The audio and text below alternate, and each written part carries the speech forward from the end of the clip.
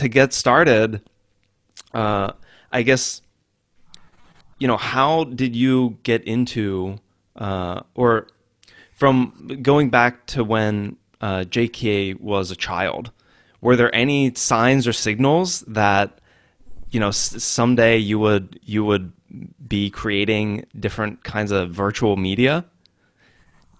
Not at all. In fact, I would say probably the opposite. So, for example, the way I am now is kind of the exact opposite of how I was when I was younger. So when I was younger, probably one of the biggest nerds at my high school. I didn't talk to very many people, had few friends, and didn't really share very much, right? Which is kind of and even when I, like early on, when I started a gaming company, like on social, like Facebook, I Yeah.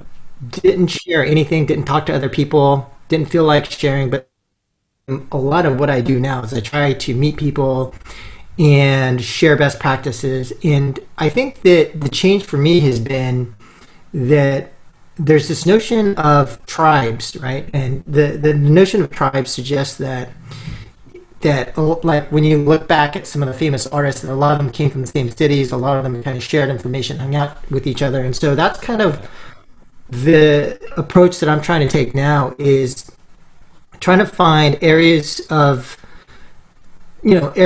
discussion and topics that I'm interested in, then find people who I respect and try to have deeper discussions about those topics, and in that way try to learn as much as I can and to try and get better.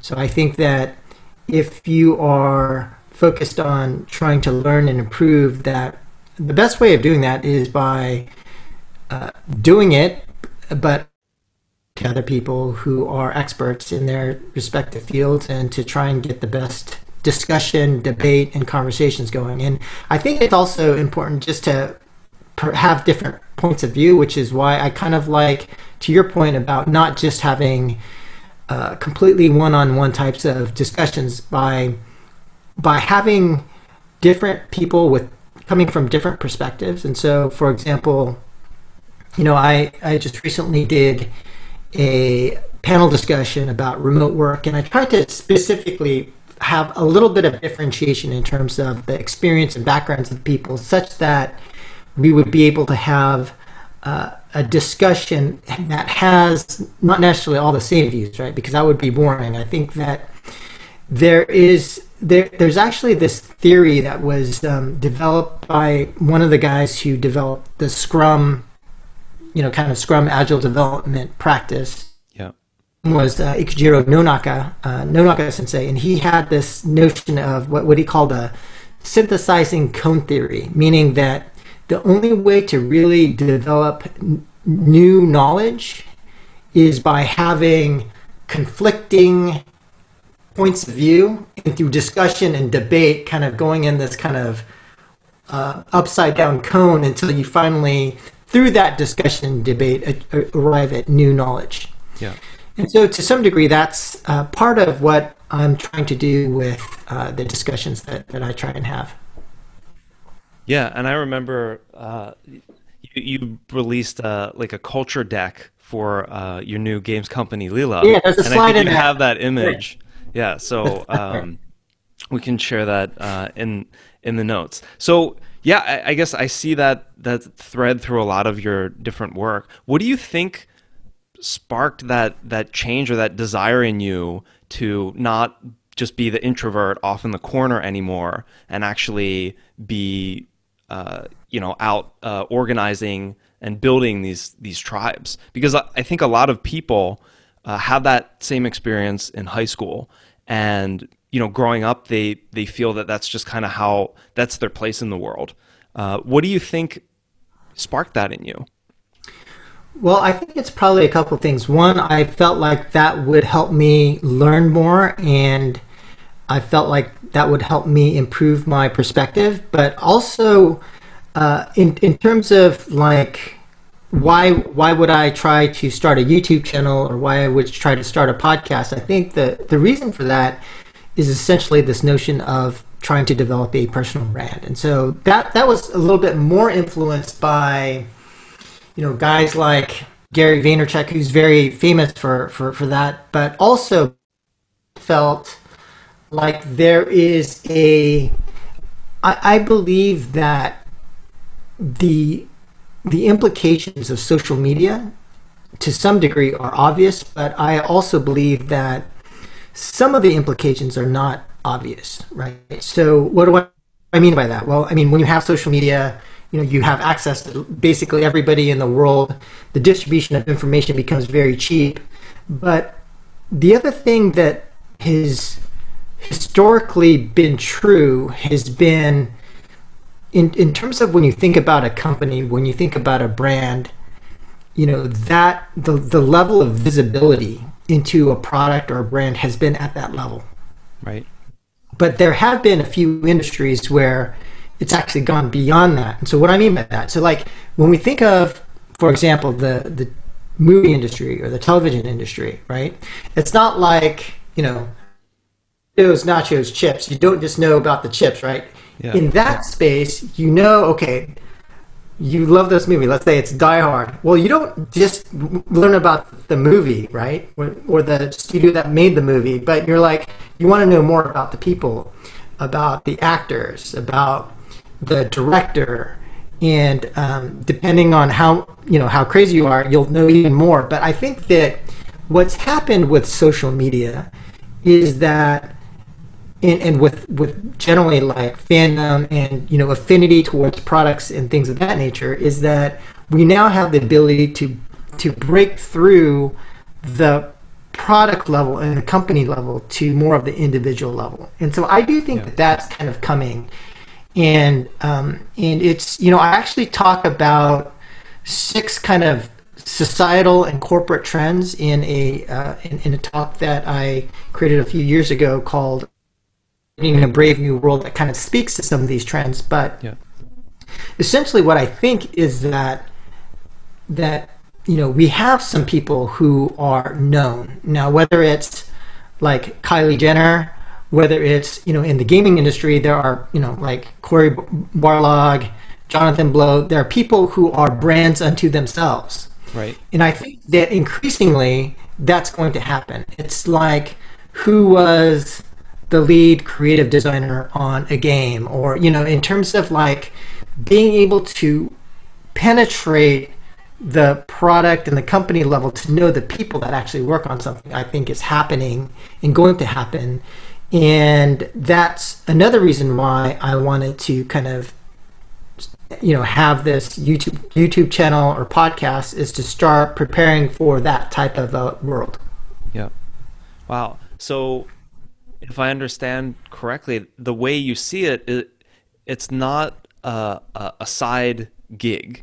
It's an existential part of careers going forward. And maybe, the way a lot of companies and industries work right now, it's not a focus. You can still rely on the old school paper resume and the companies you've worked for, their names. But going forward, like you've described, digital footprint is going to be a lot more important. Maybe not entirely replace the old school things, but it's something that maybe everybody needs to start thinking about, instead of it just being, I'm gonna do this kind of thing on the side. For sure. And I think you bring up a good point, which is, so the digital footprint, right? Like, it's kind of an older in a hiring position. Many times in my career, what I've noticed time and time again is that resumes to some degree are okay indicators of future success, kind of okay-ish. Right. But what's even better is actual work, right? And so that digital footprint, in terms of whether it's whether it is a blog post or a podcast or YouTube channel, or actually like a live running project of some kind, that's going to be increasingly more important than the resume, is your actual real world thinking process and just kind of proof and validation of stuff that you've actually done. Right. So that's the other reason why I do think people should, again, and I think for every person, the medium is up to you. It's situational. So for some people, it may be a blog. For some people, it may be a YouTube channel. For other people, GitHub page. GitHub, right? So it all depends, but I do think that becomes increasingly important. And to the question about, how does this align with my work and career, I would say that, well, I had been thinking about starting a company at some point in time, and I felt that this would be very beneficial, and it's actually aligned towards the company that I want to build.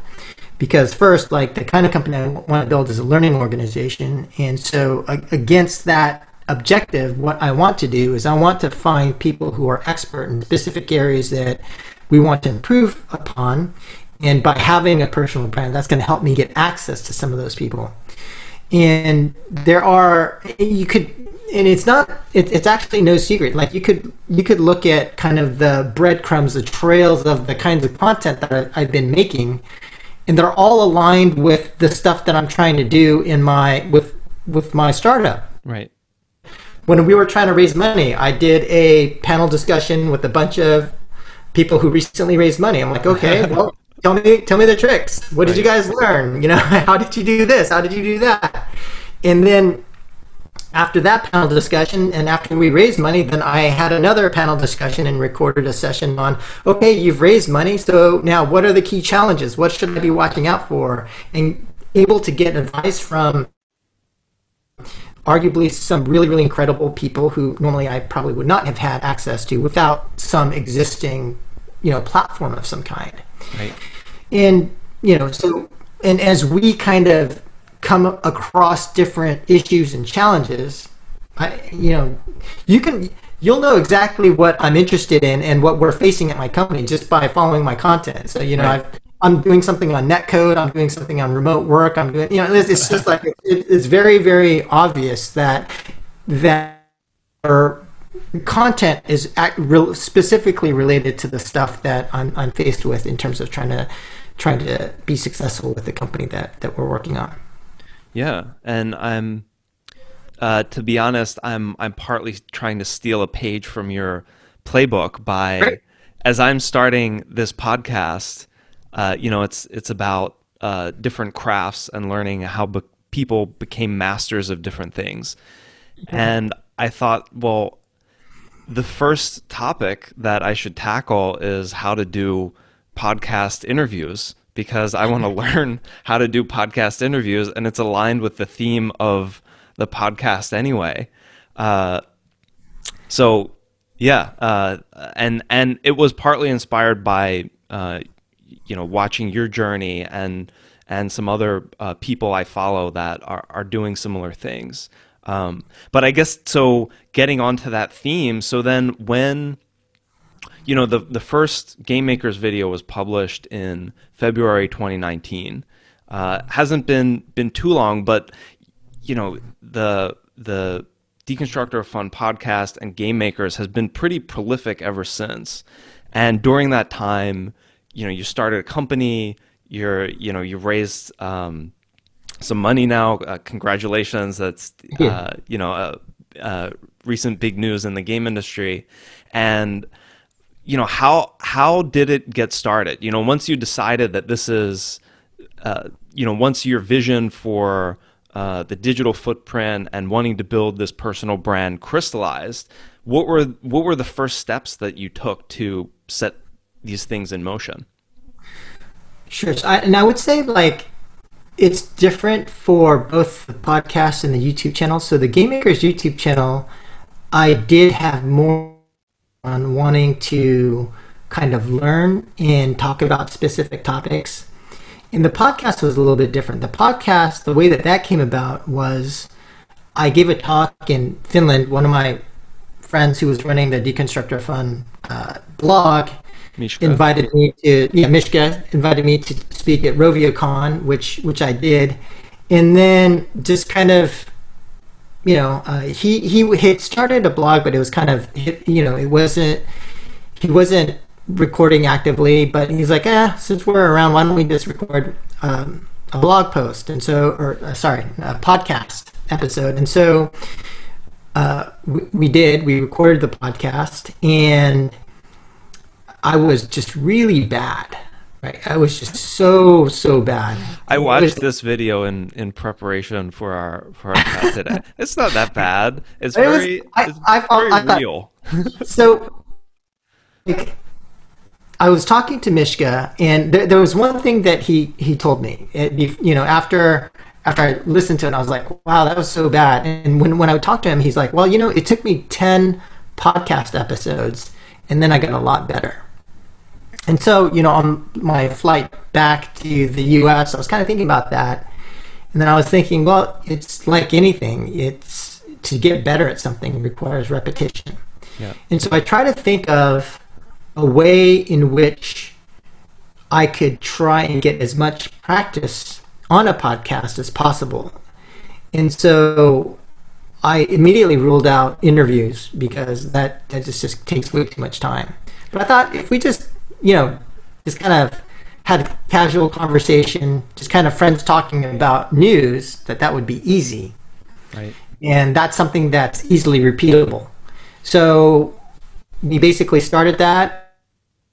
Somehow I think we were kind of a little bit fortunate, kind of right time, right place during a good time when there weren't very many games podcasters out there, especially free to play games podcasters, at least. And so then we just started to see this growth, which continues to today, where we've seen very steady and very strong growth. And then we added a few other people, and that it's pretty popular today. But I would say very different from YouTube, which has been. So YouTube, I've spent at least 10 times the effort with 10% so of the well produced. The outline. Well, I appreciate that, but I have very. There are, I think I still only have like 3,800 or some odd subscribers, and videos I launch still only get like, a few hundred views. So it's been a lot harder. YouTube's been a lot harder. I mean, I have had a few videos that have gotten pretty decent views, but a lot of them, it's still growing. YouTube is still kind of like probably a 5-year investment. So. Yeah. There's also the perspective that it's evergreen content, right? Like I go back, and if there's a topic I'm interested in, I'll watch a video from many years ago, and Sure. The topics you cover are the remote work insights are going to be valuable for the next couple years, right? So Right. maybe it's not about just having the views right away.